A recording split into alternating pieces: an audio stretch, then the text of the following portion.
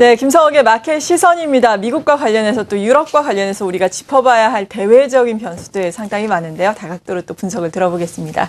SK증권의 김성욱 리서치 센터장 모셨습니다. 안녕하세요. 네, 안녕하십니까? 네, 네. 얼마 전에는 또 FOMC 회의가 미국에서 열렸습니다. FOMC 성명서가 발표가 됐는데 뭐 단어 하나가 바뀌었다라고 이야기가 나올 만큼 큰 틀에서는 변화는 없지 않았습니까? 먼저 이러한 내용들을 어떻게 확인하셨어요?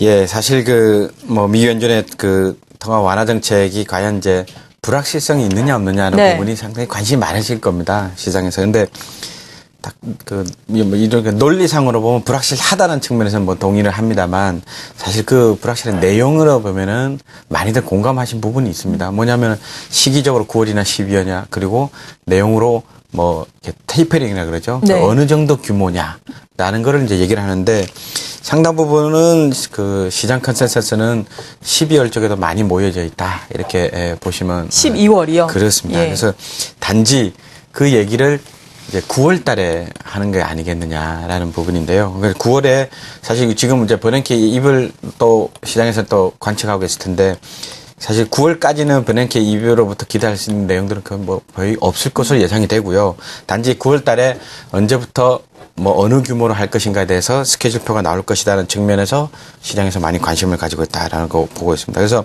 실제로 이제 조기라 하면 9월이 되겠죠. 9월에 실시를 하게 되면 또는 당장 10월에 실시를 하게 되면 시장은 솔직히 영향이 좀 있을 것으로 예상은 됩니다. 근데 12월 정도면은 순간적으로 시장에 영향을 있다 하더라도 그거는 결국은 시장에 그만큼 또는 경제가 그만큼 좋다는 걸 반영하고 있기 때문에 단기 약재지만 장기적으로 보면은 호재의 큰 그림에서 이해를 해도 된다라고 이해를 하시는 게 좋다 생각됩니다. 네. 그리고 이 출구 전략, 그리고 양적 완화 축소, 이게 언제 시행될지 결정을 지을 수 있는 여러 가지 또 요인이 있지 않습니까? 그렇습니다. 경제 지표가 될 텐데, 특히나 간밤 사이에 나온 금융 지표는 상당히 호재를 보였는데, 오늘 밤에도 미국 노동부에서 경제 지표, 이 고용 지표가 발표가 되잖아요. 그렇습니다. 이러한 부분들은 앞으로의 출구 전략에 어떠한 영향을 미치게 될까요? 예, 출구 전략의 핵심 지표죠. 예. 그래서 사실 이제 지금 실업률 한 7.6%로 이제 나오고 있는데 오늘 발표된 게 미국 고용 지표가 20만 명이죠. 월 평균 매달 20만 명 정도의 일자리를 창출한다라고 발표되면 나름대로 견조하다 이렇게 시장에서는 받아들일 네. 겁니다. 그래서 20만 명 정도면 1년을 그대로 이렇게 이어진다 그러면 한 내년 중순 정도면 실업률이 7% 정도까지 떨어질 수 있다. 이렇게 연준 자체에서 그렇게 계산을 하고 있습니다. 그런 측면에서 보면은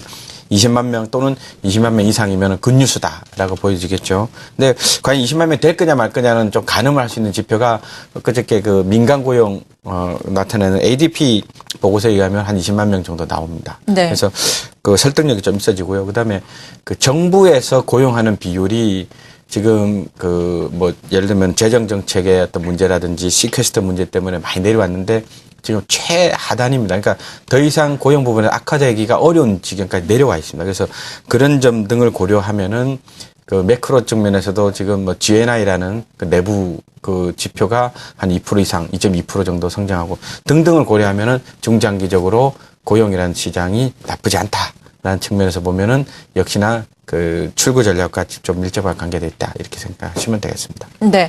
그리고 또 이슈가 됐던 것이 FOMC 회의에 이어서 유럽에서 열렸던 22회 통화정책 회의였는데요. 추가 부양책을 내놓을지가 관건이었는데 일단 추가 부양책은 없었지만 그래도 또 최근 유럽에서 발표되고 있는 경제 지표가 상당히 호조를 보이고 있잖아요. 이러한 점은 어떻게 봐야 되겠습니까?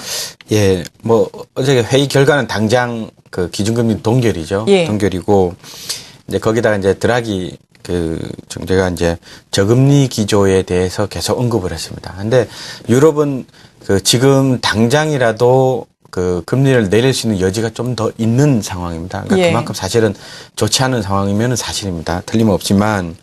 근데 이제 말씀하신 대로 최근에 PMI 지표가 이제 기준선 50이죠. 50을 이제 뚫고 올라갔습니다. 그래서 또는 실업자 수죠. 실업자 수가 25,000명에서 감소를 한 결과가 나왔습니다. 그러니까 유럽이 실업자 수가 계속 늘다가 감소를 했다는 건 거의 2년 넘게 오랜만에 굉장히 굿뉴스입니다. 네. 그래서 현실적으로는 경제가 좋지는 않음에도 불구하고 개선될 여지가 많은 나라 또는 많은 지역이다. 이렇게 이해를 하시면 됩니다. 그런 측면에서 보면은 유럽 이슈로부터 크게 실망할 거리는 뭐 거의 별로 없다. 이렇게 보시면 되겠습니다. 네.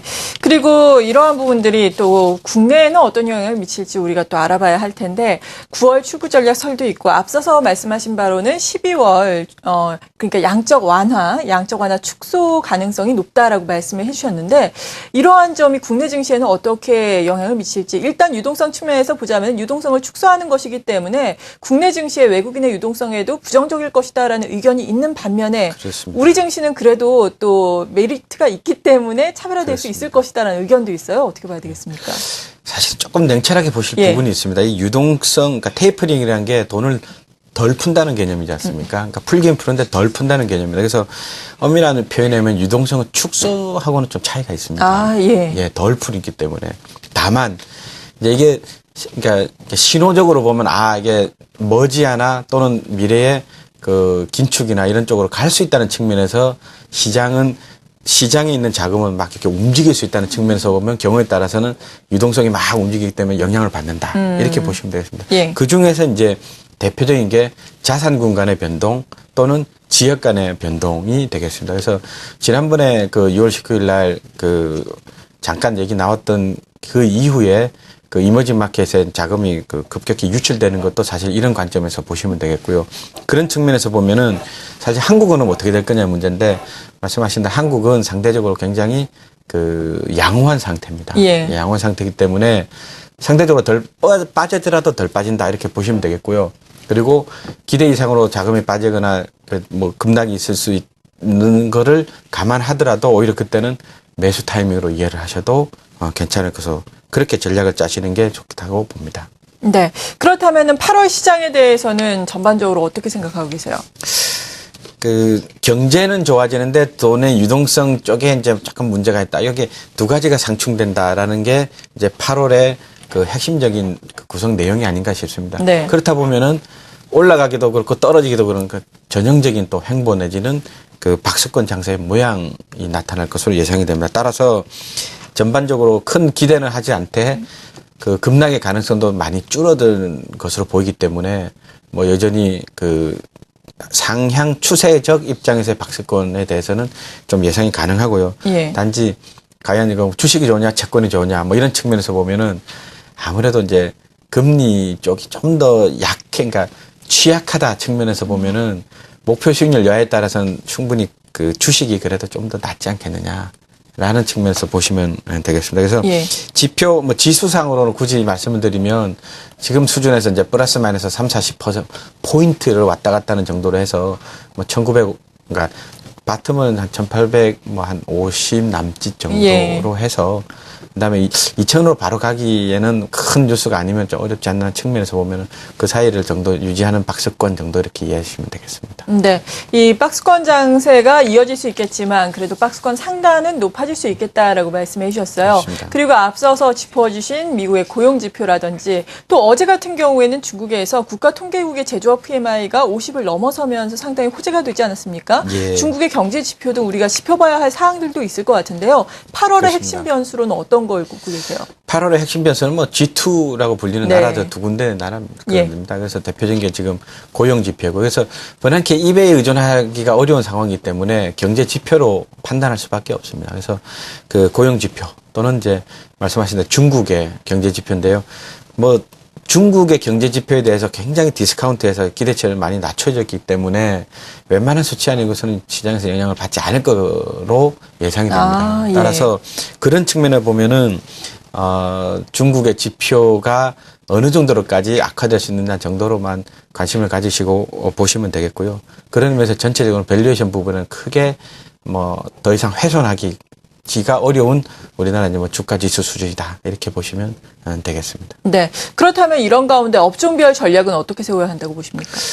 그 지수대가 좀 갇혀져 있고 예. 그러니까 갇힌 상태죠. 갇혀진 상태고 있고 하기 때문에 그 지금으로서는 뭐 아까 말씀 박스권이면서 동시에 순환매적 양상이 나타날 것으로 예상이 됩니다. 순환매라는 게 굉장히 그 접근하기 어려운 그러니까요. 시장인데요. 그런 측면에서 보면 뭐 그냥 먼저 딱 말씀드리면 섣부른 매매는 그냥 안 하시는 게 낫습니다. 그래서 좀 가지고 계시되 뭐 예를 들면 경우에 따라서 급등하면은 좀 이렇게 뭐 조정하실 필요도 있고요. 네. 급락하게 되면 또 바잉 찬스로 또 생각하셔도 되고. 그래서 전반적으로 그렇게 트레이딩 개념으로 보시고 이제 섹터별로는 골고른 섹터에서 좀 들락날락거리는 정도로 이해를 해서 크게 뭐 추세 장세로서의 기대를 하고 크게 베팅하는 것보다는 순환매적 접근을 해서 접근하시는 게 좋을 것 같습니다. 네, 그러니까 여전히 주도주가 없겠다라는 말씀이신 거죠. 그렇게 긴 그림에서 나타나기는 좀 쉽지가 않을 것으로 예상이 됩니다. 네, 이에 따라서 8월 전반적으로 섣부른 매매는 자제를 하면서 자신 있는 분들에 한해서 트레이딩 관점에서 접근을 하자라고 말씀을 해주셨습니다. 이렇게 시장을 둘러싼 주요 변수들 알아보면서 8월 전반적인 시장에 대한 전망 그리고 업종별 전략까지 들어봤고요. 함께해 주신 분은 SK증권의 김성욱 리서치 센터장이었습니다. 감사합니다. 네, 감사합니다.